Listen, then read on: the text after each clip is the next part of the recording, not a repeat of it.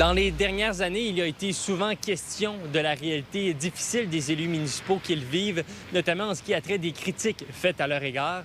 Cette fois-ci, c'est au tour du maire de Roberval de déplorer la situation. Jean-François Boily, qui est allé d'une publication sur Facebook pour déplorer la situation que vit son conseil de ville, essuyant de nombreuses critiques via les réseaux sociaux notamment. Qu'est-ce que je veux, c'est que les citoyens s'informent. Donc, au lieu de condamner d'emblée, je veux qu'ils s'informent, je veux qu'ils participent à la démocratie politique municipale.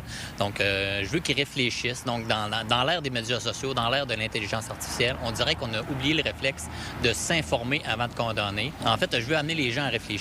Donc, un petit peu comme les trois passeurs de Socrate. Là. Donc, est-ce que c'est bon? Est-ce que c'est vrai? Est-ce que c'est utile? Donc, la réalité des budgets municipaux, c'est qu'on a plein de contraintes, on a plein d'échéances. Donc, qu'est-ce qu'on a besoin? C'est d'avoir des citoyens engagés, éclairés, mais surtout solidaires avec nos décisions. À travers la dernière campagne électorale, Jean-François Boily avait abordé l'idée de vouloir améliorer la communication entre la mairie et ses citoyens.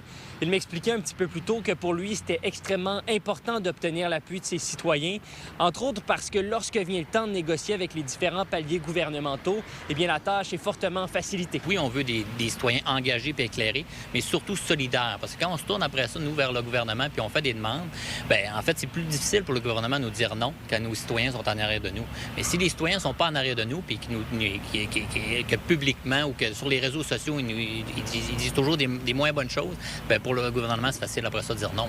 Avez-vous l'impression justement que vos citoyens ne sont pas derrière vous présentement? Non, présentement, je pense qu'ils sont derrière moi, mais je pense qu'on peut faire mieux. Donc, est-ce que la Ville a une part de responsabilité là-dedans? Donc, certainement. Donc, qu'est-ce qu'on peut faire pour améliorer cette situation-là? Oui, donc, c'est de poser des questions, s'éclairer et de venir nous rencontrer au Conseil de Ville. Une séance du Conseil municipal est d'ailleurs prévue lundi soir à 19h30.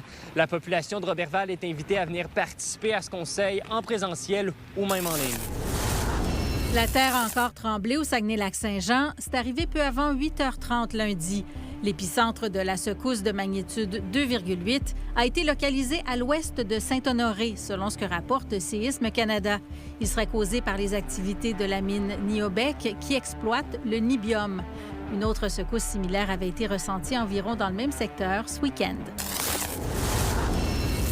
L'organisme de bassin versant du Saguenay a annoncé lundi la mise en place d'un plan directeur pour protéger l'eau du lac qui se trouve derrière moi, le lac Kenogami, qui fait face à plusieurs problèmes. Il faudrait probablement une demi-journée pour les nommer au niveau des enjeux et des préoccupations. Donc, je dirais que pour l'instant, il n'y a pas un enjeu en particulier ou une préoccupation en particulier qui émerge du portrait préliminaire qu'on est en train de faire.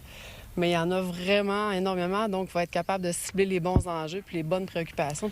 Je veux dire, c'est là le grand intérêt de ce plan directeur, c'est la mobilisation autour du lac Kenogami. Le lac Kenogami, c'est 75 % de l'eau potable des résidents de Saguenay. La mise en place de ce tout premier projet du genre dans la région servira également à la sensibilisation sur la protection des eaux du Saguenay-Lac-Saint-Jean. Mais c'est l'éveil collectif. Le gouvernement, la Ville, on veut pas, puis on peut pas tout réglementer. Je pense que ce qu'il faut faire aussi collectivement, c'est modifier certains comportements. La sensibilisation, mais il y a aussi l'éducation des gens. On va falloir travailler encore davantage cette particule-là. La répression, c'est une chose, mais l'éducation, c'est quelque chose d'important de sensibilisation. La navigation, on est très avancé au niveau de la sensibilisation. Mais on n'a pas les mesures, on n'a pas les outils, on n'a pas la juridiction pour aller plus loin que ça. Mais tout le monde, on le sait, il faut aller plus loin que ça. La collaboration entre l'organisme du bassin versant, la Ville de Saguenay et les municipalités de Larouche et d'Héberville facilitera l'avancement du projet au cours des années. On est tous réunis. Larouche, Héberville, le Saguenay, le provincial, on est tous là pour quelque chose qu'il faut continuer de marteler, le lac Kenogami et son eau potable. Parce que nous aurons maintenant une garde partagée de cette ressource. Alors, je pense que c'est important de le souligner, de le mentionner. La nouvelle municipalité d'Héberville sera toujours au rendez-vous pour appuyer des initiatives citoyennes. Une somme de 28 000 $ permettra de débuter l'élaboration du plan dès maintenant. Cette somme a été récoltée par l'organisme du bassin versant, aidé par le député Yannick Gagnon.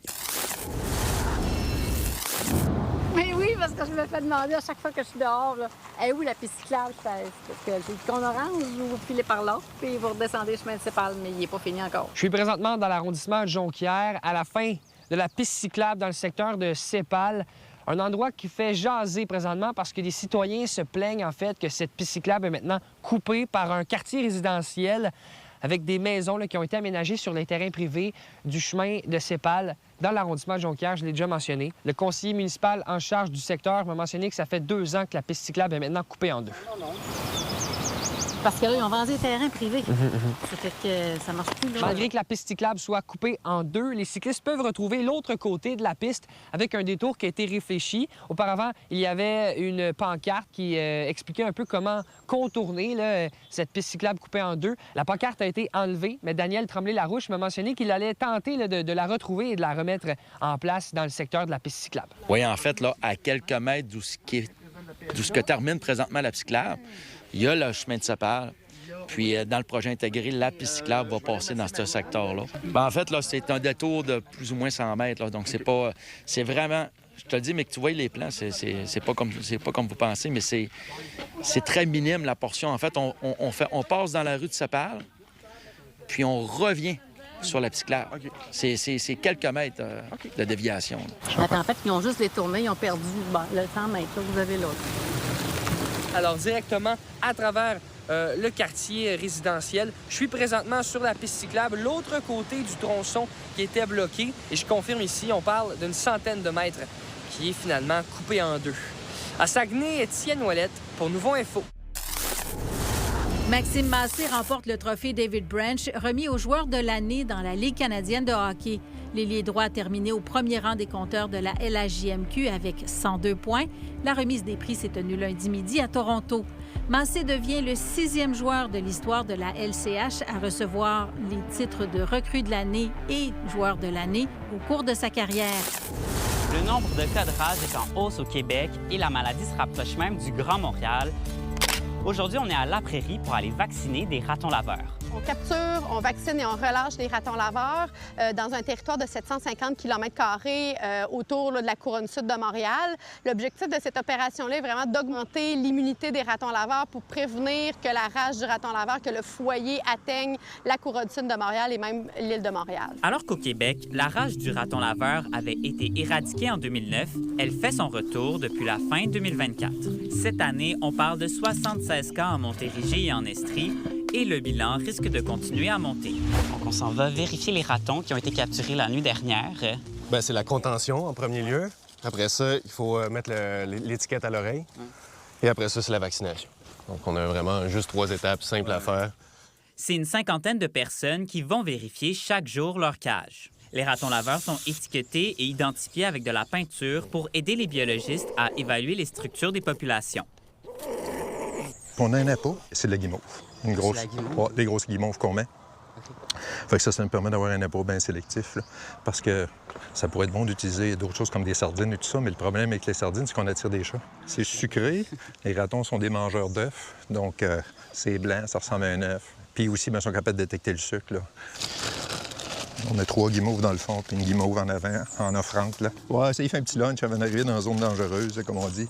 Mais les guimauves ne sont pas sans faille. D'autres animaux tombent aussi dans le piège. Oh, avec des moufettes, est-ce que ça arrive de se faire asperger? Arroser? Oui, oui. Okay.